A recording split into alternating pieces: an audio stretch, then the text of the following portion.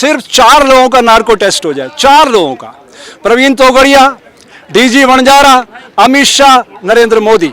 अगर सारा दूध का दूध पानी का पानी नहीं हो जाए तो फिर कह देना। अब आप लोग पूछिए। तो सुप्रीम कोर्ट ने तो नरेंद्र मोदी को इस पूरे प्रकरण में क्लीन चिट दे दी है, एक सवाल। दूसरा ये है, आप कह रहे हैं नार्को टेस्ट तो सुप्रीम कोर्ट में एडमिसिबल ही नहीं है, तो कैसे होगा? तो जनता को आवाज उठाना चाहिए ना। हाँ। सच को नहीं जानना चाहोगे आप लोग? किसानों के आंदोलन में हाँ। जुडिशरी को बाहर किया गया था नहीं कानूनन। उन्होंने कहा कि आप डीसी और एसडीएम के अलावा बाहर नहीं जा सकोगे। एसडीएम सिर फोड़वा रहे थे। पंजाब के लोग कहाँ आना चाहते थे? पंजाब नहीं मैं भाई, आप विषय जब आप न्यायालय पे लाओगे तो मुझे न्यायालय पे बात करना पड़ेगी ना। न्यायालय को जब उन्होंने सिस्टम से बाहर कर दिया तो मीडिया क्या कर रही थी? मीडिया ने पूछा यार आज हमारी कोई शिकायत हो तो हम कोर्ट में जा सकते हैं कि नहीं? बताइए आप। सुप्रीम कोर्ट तक जा सकते हैं ना। उन्होंने तो रोक दिया कोर्ट में जाने से ही। तो इसका मतलब क्या है? सुप्रीम कोर्ट ने तो मामला खत्म कर दिया ना, उन्होंने क्लीन चिट दे दी है कि कोई हाथ नहीं था इसमें। नहीं, सुप्रीम कोर्ट क्या सुप्रीम पावर है? क्या प्रकृति है क्या? वो तो देश में प्रकृति वो चलती है, सुप्रीम कोर्ट चलती है कानून से। और वहाँ पे आंखें जो है बंद हैं। वहाँ दस्तावेज देखे जाते हैं और दस्तावेजों में कहीं भी नरेंद्र भाई का कहीं नाम था? मैं कह रहा हूँ एक साधु का चोला पहन करके हमारे धर्म में समाज की सोई हुई चेतना को जागृत करना। और ये हाई टेक्नोलॉजी का युग है। अगर डीजी वनजारा और मेरी बातें नहीं हुई हो तो मैं गुनाहगार हूँ। मेरे को चाहे जो सजा दे दो आप। डीजी वनजारा ने आपको खुद बताया? डीजी वनजारा और मेरी कई बार बातचीत हुई है। ये सारी चीज ट्रैकिंग हो सकती है। अगर वो कितनी देर लगती है साहब ट्रैकिंग निकालने में? डीजी वनजारा आप पे केस करवा देंगे। अरे करवाओ ना, उससे क्या है? मैं किसी से डरता हूँ क्या? मैं साफ कह रहा हूँ। वो तो जेल में रहा है काफी समय तक। डीजी वनजारा तो इसी सारे केसों में जेल में रहा है। और ये खुद अमित भाई नहीं रहे क्या? अमित भाई भी रहे थे। लेकिन नरेंद्र भाई को क्लियर कर दिया गया, जबकि उस सारे षड्यंत्र का सरगना नरेंद्र भाई था। मैं साफ कह रहा हूँ। और उसके बाद भी मैं इस प्रकृति को हाजिर नाजिर मान के कह रहा हूँ कि अगर ये शरीर नहीं रहेगा ये सारा रिकॉर्ड रहेगा।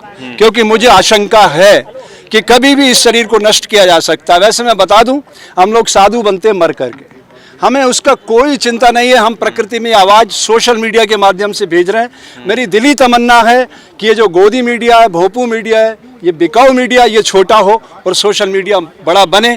इसलिए मैं लौट करके वापस आज ये संदेश आपको देने आया हूँ। और भी कोई आपके जहन में प्रश्न हो तो आप पूछ सकते हैं। हो सकता है मेरा ये आखिरी इंटरव्यू हो। लेकिन सर, जहाँ सावरकर की अगर बात की जाए, चैप्टर में सावरकर को ऐड किया गया है और कहा जा रहा है जिस काल कोठरी में धूप नहीं जाती थी वहाँ पे बुलबुल जाती थी, उस पर बैठ के भ्रमण करते थे। तो ये देश आज ऐसा बना है क्या? रामायण के काल में, महाभारत के काल में और पूरे ऐतिहासिक दृश्य देखो आप क्या है। लेकिन उस जमाने में जब ये कहा जाता था कि पीपल का पेड़ 24 घंटे ऑक्सीजन देता तो उसको बचाना था बेटा, उद्देश्य ये था। ऐसा कोई पेड़ है जो 24 घंटे ऑक्सीजन देता हो? है कोई ऐसा पेड़? कोई ऐसा संसार में पेड़ है जो 24 घंटे ऑक्सीजन देता हो? कोई नहीं दे सकता। हाँ, चढ़ाया जा रहा है। आप एक बात बताइए, मैं तो हमेशा कहता हूँ बेटा, आप कितनी बार इंटरव्यू ले चुके हो, ये भोली भाली जनता है, भेड़ बकरियों की तरह इनको हाँकने की कोशिश की जा रही है। नागरिक दायित्वों का प्रश्न है। मैं तो बच्चों में बंदियों में इसलिए तो काम कर रहा हूँ। कर्मकांड का विरोध करते हैं? मैं किसी का विरोध नहीं करता हूँ। देखिए, जब छोटा बच्चा होता है ए फॉर एप्पल पढ़ाना पड़ता है कि नहीं? और जब बड़ा हो जाता तो नावल पढ़ाओ तो स्पीड से पढ़ेगा कि नहीं?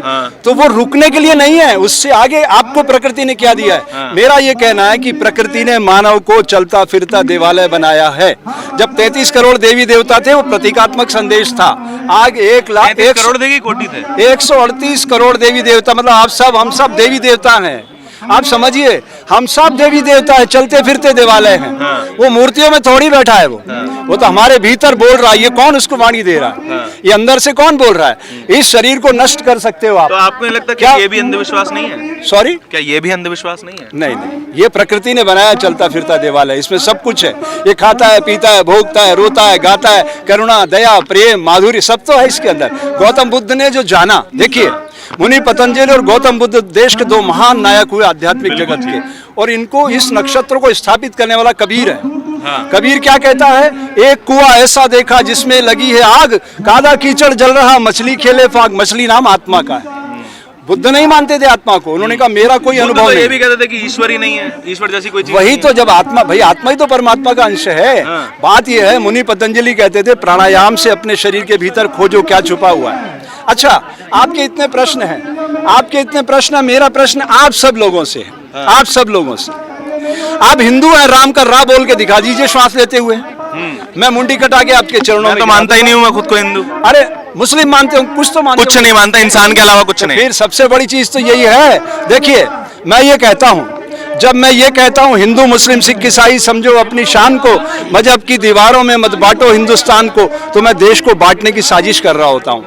इसको समझिएगा, ना मैं हिंदू बनूं ना तुम मुसलमान बनो, मैं भी इंसान बनूं तुम भी इंसान बनो, तब ये दुनिया खूबसूरत बनेगी।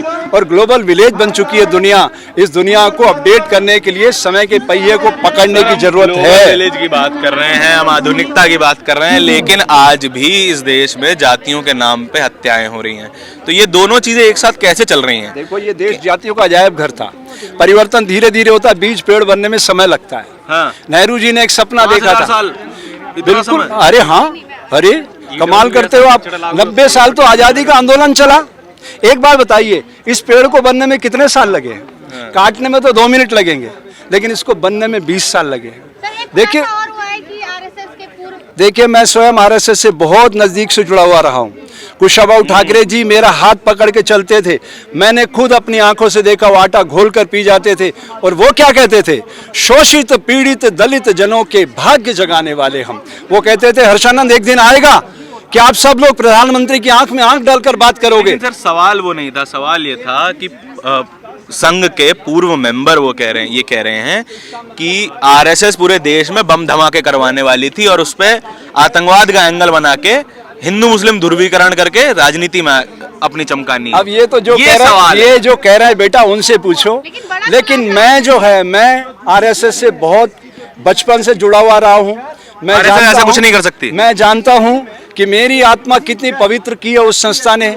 हम करें राष्ट्र आराधना तन से मन से धन से, तन मन धन जीवन से। हम वही कर रहे हैं आज तक। आरएसएस ने आज तक कुछ ऐसा गलत नहीं किया है। बिल्कुल नहीं, मेरी दृष्टि में वो बहुत, देखिए हाँ। हर संस्था जब बड़ी होती है, कोई सागर बनता है, सारी नदियां उसमें आती तो उसमें अमृत भी आता है। आज तक कोई भी सरसंघ चालक जो है वो सारे सवर्ण थे, कोई भी SC ST OBC समाज के नहीं था, ऐसा क्यों? हाँ, ये बड़ा अच्छा प्रश्न है। सवाल ये है, देखिए मैं ये कहता हूँ इतना ही सोशल जस्टिस बहुत अच्छी बात है और ये परिवर्तन आना चाहिए। मैं तो चाहता हूँ मोहन भागवत जी, अगला कोई बच्चा ऐसा जो हमारे, जिससे आप, मैं तो मानता नहीं, मैं तो मानता हूँ संसार में 2 जातियाँ हैं, स्त्री और पुरुष, लेकिन भागवत जी ये हमारे सोशल मीडिया के लोग चाहते हैं कि भारत में एक बार उस सर्वोच्च पद पर एक दलित बच्चा बैठे। यही चाहते हैं ना आप? तो कोई दलित बच्चा जो प्रतिभावान हो उसको मौका देना चाहिए। मैं उसके समर्थन में हूँ। मैं उसके समर्थन में हूँ। आपने कहा कि ये आपका आखिरी इंटरव्यू है। आवाज बेटा उधर मिक्स, एक सेकंड। आपने कहा भी आखिरी इंटरव्यू हो सकता है मेरा, ऐसा क्यों? हाँ देखिए, जब DG वनजारा टारगेट पे आएगा, जब अमित शाह टारगेट पे आएगा, जब नरेंद्र मोदी टारगेट पे आएगा, तो सारी चीजें ओपन होंगी। और ओपन होंगी तो ये पता चलेगा कि इसका ओपनर कौन था, किसने खोली ये सारी कहानी की। सुप्रीम कोर्ट ने जब जिसको क्लोज कर दिया और फिर नए तरीके से नया एंगल आया और नई शुरुआत हुई। आप देख लीजिएगा, अगर गुजरात के अंदर सत्ता परिवर्तन हो गई, गुजरात के अंदर बड़ी बात कह रहा हूँ, सत्ता परिवर्तन हो गई तो ये सब होने वाला है। और तीनों आयोग बने थे उस समय जब ये गोधरा कांड हुआ, 3 आयोग बने और तीनों में से किसी ने भी नरेंद्र भाई का कोई भी व्यू नहीं लिया। मेरा ये कहना, क्या कानून से वो बड़े हैं? और क्या जो आदमी मुख्यमंत्री के पद पे बैठा था और उसके अपने गृह प्रांत में ये घटना हो रही थी तो उसकी जवाबदारी उसकी नहीं थी? ठीक है, नहीं थी। मैं आप लोगों से पूछना चाहता हूँ, क्या उसके ऊपर कोई भी शक की निगाह उठी, सुई उठी, जबकि सबसे बड़ा गुनाहगार था इस देश का? तो मेरा साफ साफ कहना है, कानून से बड़ा कोई नहीं है। हम सब संविधान के तहत जनता का, जनता से, जनता के लिए ये सब लोग चुने जाते हैं। जब इन्हें कोई MP नहीं चुनेगा, इनका सदन में बहुमत नहीं होगा, तो प्रधानमंत्री ये नहीं रहेंगे, दूसरा व्यक्ति प्रधानमंत्री आएगा। ऐसा होता रहा है।